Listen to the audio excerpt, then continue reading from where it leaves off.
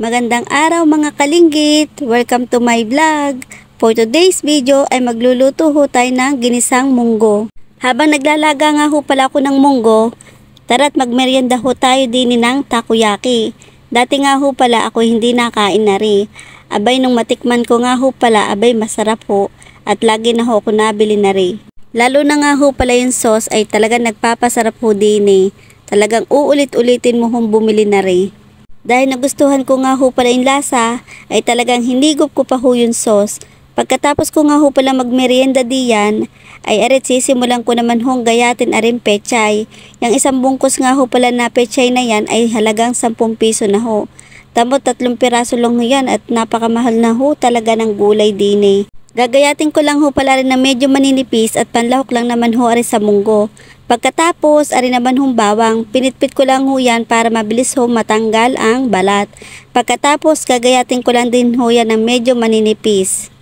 Pagkatapos naman ho, ari naman hong sibuyas. Gagayatin ko lang din ho yan ng medyo maninipis. At pagkatapos ho naman ng sibuyas, ari naman hong kamatis.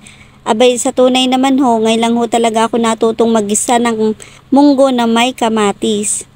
Maitanong ko nga lang ho sa inyo, bakit nga ho pala tuwing Friday ay nagluluto ho ng munggo? Pwede naman sa ibang araw, yan ba'y kasabihan, kaugalian na ng mga tao na tuwing Friday ay nagluluto ho ng munggo.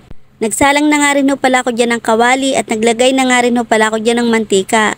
At magigisa na rin ho tayo dyan ng bawang at sibuyas. At isusunod ko naman hong ilagay aring kamatis. At maglalagay naman ho tayo dyan ng pampalasa, aring pork cubes, asin, paminta, at umami. Tapos halu-haluin lang ho natin para magmix ang lasa. At isusunod naman ho natin ilagay aring nilagang munggo. Nang magisa-gisa nga ho pala ring munggo, naglagay naman ho ako dyan ng kaunting tubig. Pagkatapos, nilagay ko rin naman ho rin siling green at saka ho rin pechay. Hinalo-halo ko lang ho at bago ko ho tinakluban para ho mabilis maluto yung ating gulay. Makalipas ang ilang minuto, aring nga ho't nakulo na yung ating munggo at ilalagay na ho natin na rin si chicharon na nagpapasarap po sa ating munggo. Iintay lang ho natin aring kumulo at makalipas nga ho palang ilang minuto, arin na nga ho't luto na yung ating ginisang munggo na may pechay. Itsura pa lang ho na rin at amoy pa lang, abay nakakagutom na ho. Isasalin ko lang ho ari din sa kaserola at nang tayo ho'y makakain na. Abay napakabango ho at nakakagutom ho talagang amoy.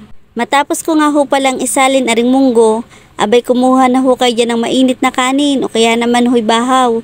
Abay masarap po rin sa bahaw lalo na ho pag garne. Bagong luto ho yung munggo, talagang napakasarap hong kumain. Tara't sabayan nyo ho ako mga kalinggit din eh. Ang unang subo ko nga ho pala ay para sa inyo mga kalinggit. Bago naman ho matapos sa ring aking vlog ay pa-follow, pa-like, pa-share at mag-comment na rin ho kayo. See you next vlog. Bye-bye!